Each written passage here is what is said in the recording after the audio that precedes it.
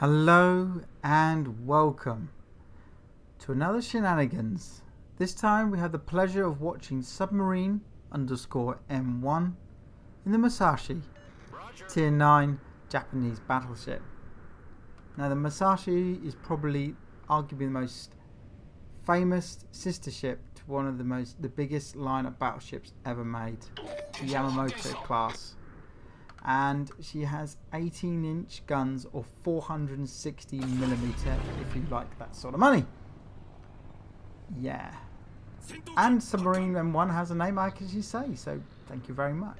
But thank you very much for sending this replay to me, or certainly give me permission to do a video on it, because I did find it on the Not So Discord channel.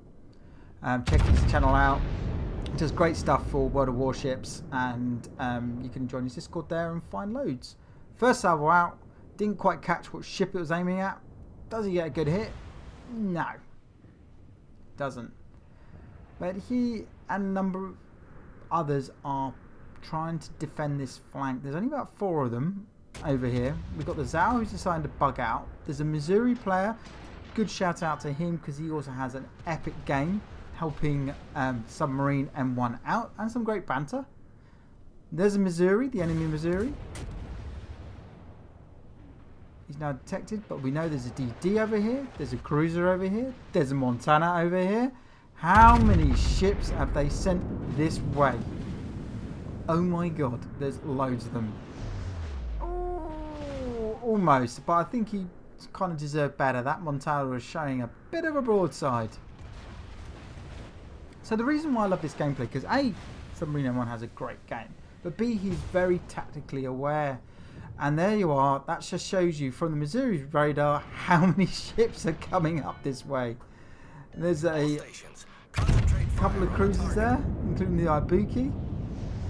He's going for it. Oof, dear me. But I don't think you can get out over how big these guns are. Now I've actually seen an 18-inch gun. It's a British one, which was mounted on a railway. It's a railway gun designed for the First World War. Never actually fired in anger, and it's huge. You just can't get over the size of it. Here's a photograph of it, and you can actually see it at the Royal Armouries in England at their Fort Nelson site. And now the enemy are pushing quite hard this flank, really going for it. But he is quite tactically aware and has stopped, and he's literally just retreating, backing up, letting the enemy come to him, because they're the one that are committed. They outnumber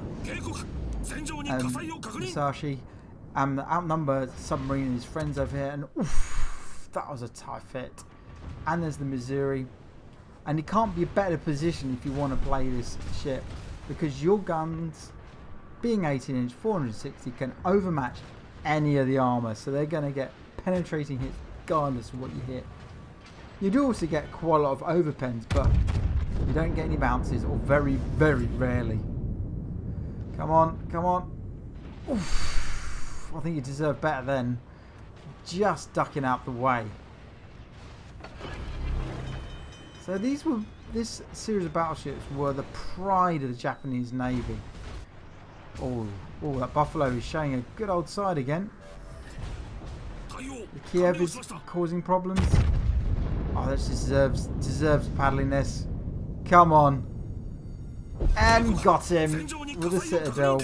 What overkill. So yeah, these ships were the pride of the Japanese Navy, and send shivers down the spines of the Allies when they were built, because battleships then were very much the daddy of any sort of weapon. They were almost like the nuclear weapons of the time in that sense. However, Yamamoto, the Admiral Yamamoto, did actually announce, or one of his supposedly said, that the fiercest serpent can be overcome by a swarm of ants. And that was very true if you look at the historical involvement these guys actually did, because they were literally overrun by aeroplanes. Certainly in the case of the Yamato. over 200 aeroplanes were sent over after her to sink her. It took a lot to sink her, but it did actually happen. Come on, Bismarck. Oh, I know you're pushing back. Ah, just one overpen. And there's a Richelieu. That's pushed up as well. The French battleship. Oh, but he's showing a little bit too much side, and everybody's focusing him. Bismarck is looking very tasty, very low health. Shots out. Can Submarine get his second kill of the game? Oh, they're looking nice. Of course he can. Brilliant. Well played. Much to the Missouri's annoyance. Because he was firing at that ship as well at the time. But he does take it well. And they have literally just backed up. Strength in depth. Literally defense in depth. They're just letting the enemy come at them whilst they pound them with shells. And once again, Missouri has taken a hammering. And the enemy aren't coming up together. They're coming up individually. So meaning that submarines team is focusing fire on one. Fires a salvo. The next one takes his place. They fire a salvo at that one, and so on and so on. Rinse and repeat. Rinse and repeat. Now Ibuki is playing a charmed life. Oof, got away with that one. The only real drawback of the Musashi in-game is pretty much the dispersion. It's not great. It's not great. But you do make up it for just sheer fun factor. And that Ibuki just got hammered. Ooh, showing a lot of side there. Ow. Can the rear turrets finish him off? Everybody's firing at him. Yes, they can with another Citadel. Massive overkill, but the friendlies do lose the Richelieu. But because they have literally just fallen back, they have defended this flank beautifully. And quite tactically astute.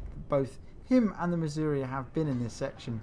And if you look at the east side of the map, his team are starting to push past. They have taken that flank. So all that submarine has to do is hold. Hold this flank and they've won the game. There's a Kiev being a pain. Shots out. Slight replay bug. The gut didn't look like the turrets were actually aimed at the target, but surely they were. And the Kiev gets away with it.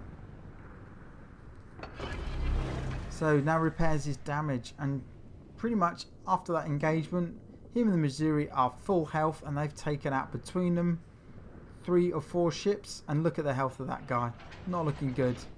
I think it's a bit late for you to retreat, my friend. Bit late in the day. Come on. Oh, again, not quite doing the coup de grace. Because the enemy now have pulled back, it's now time for submarines team to actually push forward here and really try and take the fight to the enemy. The DD, which was around, has been pushed back. He's now no longer been detected, so he's just waiting for somebody to spot those battleships which are retreating. He's now just he sends his spotter plane up to just add some little spotting power. Sure enough, there's the Missouri and there's the Montana. Come on. I need help. Oh, another 2 penetration hits. There's a Kiev to the left, which is being a bit of a pest, like most Russian Ds are. Staying at range and just bombarding you. Oh, the Missouri has left it a little late to make that turn. Unlike the Montana, who's got behind the island. Oh, looking good. Yes! Finished off with another Citadel. Brilliant. Bringing up his 4th kill of the game. Oh. He's on a Kraken. He's on a Kraken. Or a mini Kraken, as he would have already got the mini Kraken. This is a 0.9 replay for anyone who's interested. Kiev, come on. Been a pest all game. Full salvo. Oh. Luck was on his side. Congratulations. That's one hell of a Kraken. And all that's left on this flank is a Montana, who did the wise thing and ducked behind the island. So, I don't know if this bit is true, but I do like it. Submarine M1. I don't know where you got your name from, but I do hope it's named after a certain British submarine called the M1. Like the Musashi, she also has a unique trait. I believe she was she had installed the biggest gun ever installed on a submarine. A 306mm Behemoth on a submarine. Let that sink in for a bit. This thing had a battleship-sized gun on a submarine, and it was designed, and it was right at the end of the First World War. And the idea was they knew that torpedoes were not really effective past close quarters. You're talking hundreds of meters, not upward to 1,000 meters. The skill was not there yet. So they came up with the idea of, why don't we fit some big guns instead? So they could go up to merchant vessels, surface, have a pop, and destroy them. And it's great because they didn't have employed that many tactics of convoys or anything. So now after lone merchantmen, ideal. Absolutely ideal. And it was called the M1 series. 4 of them were built. And unfortunately they were released after the First World War, so they didn't actually have sea service. But yeah, they were phenomenal things. But after the war, they were used as test beds. They were used for camouflage tracks, and also the M2 had a spotter plane installed. Now we know that Montana is behind that island. He's got to come this way. We've seen him turn thanks to the DD has spotted him. So submarine 1 is aiming up for an absolute beast of a broadside. Now can he hold his nerve? The Montana at the end of the day is a very powerful battleship. Come on. He's showing perfect broadside. So is the Montana. Shots out. Oof. It's not enough. And he realises this, and he shows his tactical awareness. He puts a repair party on to just try and mitigate any damage taken. He sends his fighter plane up to so if he dies, he can still act as spotter for the team. And, the returning fire was close, man, close, but not quite any cigar. But now he's in the war. He's now moved away. He's showing a better armor profile against the Montana. So this Montana has gone. Ooh. It's all about who can get this kill. Can submarine do it? Yes, he can. Excellent and well deserved. Showing some brilliant tactical awareness of knowing when to defend, knowing when to attack, knowing when to hold your fire, and finishing off the Tier 10 American battleship. And yet, you heard it, the Missouri was a little bit annoyed there. But in good jest as well. So hats off to you, my friend. You did a fantastic going. The Widowmaker 74, I believe it's called, 72. So thank you very much for sending that in. This is the results. And what a credit total. Over 2 million and over 100,000 damage. You did a brilliant game, and thank you very much for allowing me to do this video. I hope you enjoyed this, folks. I've enjoyed making it, and I'll see you all on the next one. Goodbye.